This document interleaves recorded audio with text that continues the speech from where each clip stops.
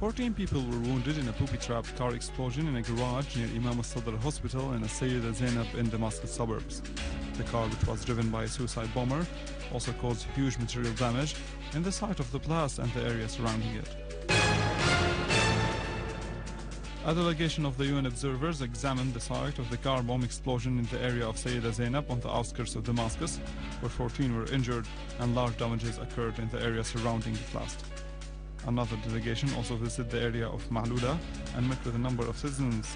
Another delegation also visited al-Haffeh on the outskirts of Latakia. They looked at the destruction caused by the armed terrorist groups in the city.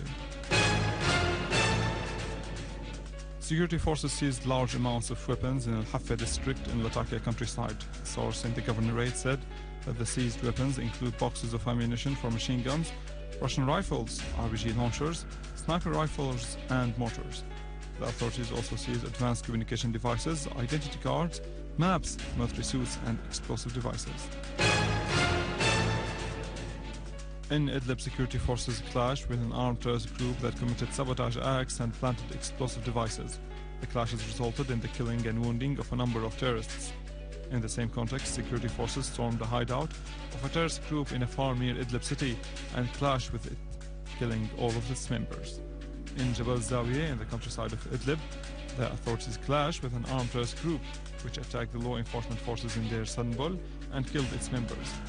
The authorities also clashed with an armed terrorist group, which terrified locals in Harim area, arresting 2 of them, killing and wounding several others. In Aleppo, military engineering units dismantled 8 explosive devices planted by an armed terrorist group on Khan al-Asal road, which leads to the police academy near Prophet Yusuf Mosque. A source in the city said that the weight of the explosive devices, which were ready for remote detonation, ranged between 15 to 40 kilograms.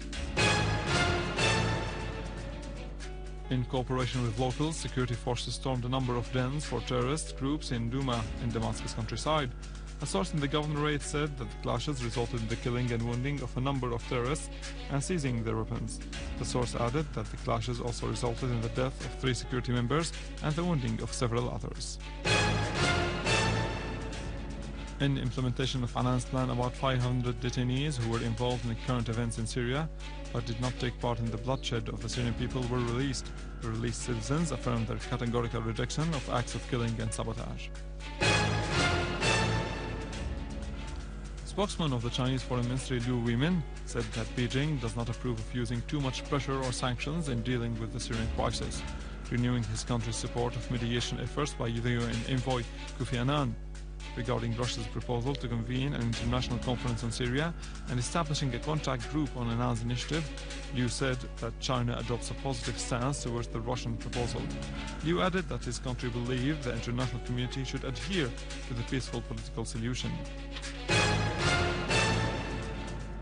Finally, in Egypt, the country's Supreme Constitutional Court ordered the country's parliament dissolved and ruled that the last prime minister to serve under Hosni Mubarak could stray in the presidential race.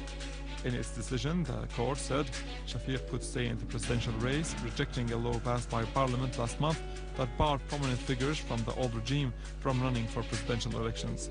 The decision came 2 days ahead of the second round of the presidential elections, which Shafiq and the Muslim Brotherhood in Egypt would run.